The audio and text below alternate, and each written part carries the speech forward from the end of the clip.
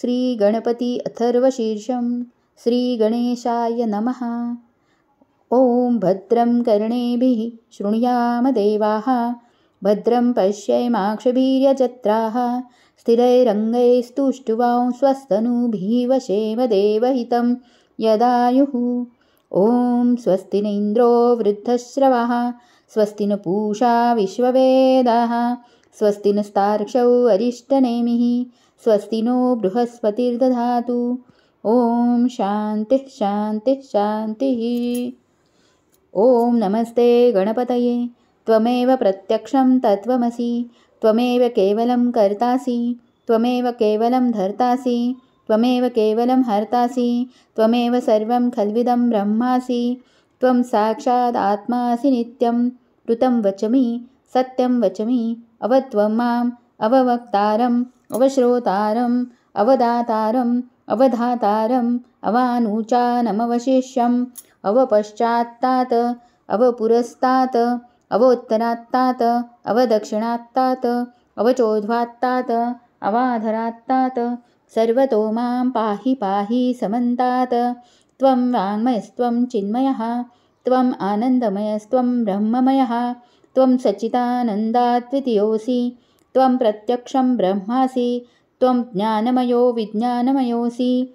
सर्वं जगदिदं त्वत्तो जायते, सर्वं जगदिदं त्वत्तस्तिष्ठति, सर्वं जगदिदं त्वयि लयमेष्यति, सर्वं जगदिदं त्वयि प्रत्येति।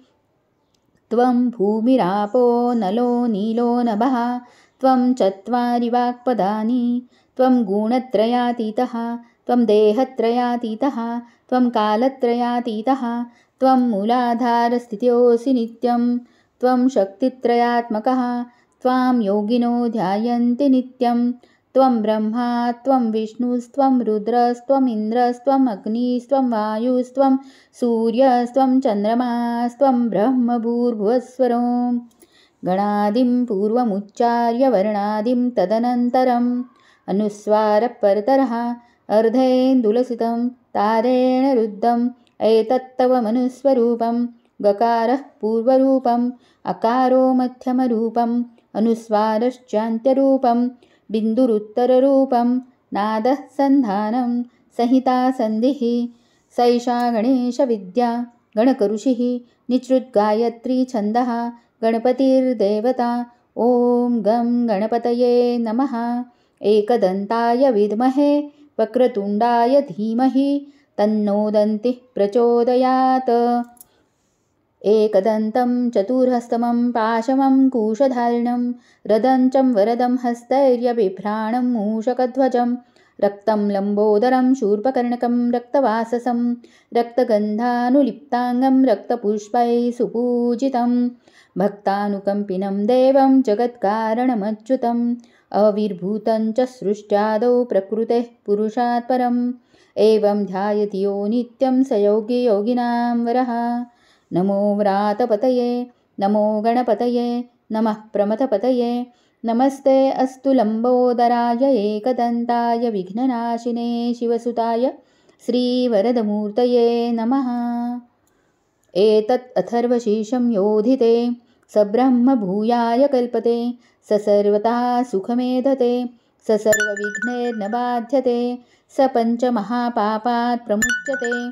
सायं धियानो दिवसकृतं पापं नाशयति, प्रातर्धियानो रात्रिकृतं पापं नाशयति, सायं प्रातः प्रयुञ्जानो अपापो भवति, सर्वत्राधियानोपविघ्नो भवति, धर्म अर्थ काम मोक्षं च विन्दति।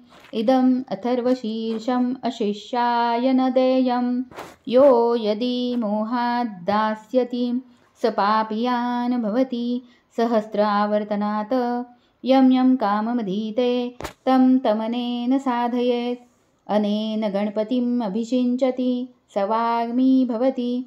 चतुर्थ्यामनश्नं जपति स विद्यावान् भवति इति अथर्वणवाक्यं। ब्रह्माद्या वरणं विद्यात् न बिभेति कदाचनेति, यो दूर्वाङ्कुरर्यजति स वैश्रवणोपमो भवति, यो लाजर्यजति स यशोवान् भवति, स मेधावान् भवति, यो मोदकसहस्रेण यजति स वाञ्छितफलमवाप्नोति यः साध्यसमिद्भिर्यजति स सर्वं लभते अष्टौ ब्राह्मणान् सम्यग्राहयित्वा सूर्यवर्चस्वी भवति सूर्यग्रहे महानद्यां प्रतिमासन्निधौ वाज्वप्ता सिद्धमन्त्रो भवति महाविघ्नात् प्रमुच्यते महादोषात् प्रमुच्यते महापापात् प्रमुच्यते स सर्वविद् भवति य एवं वेद इत्युपनिषत्।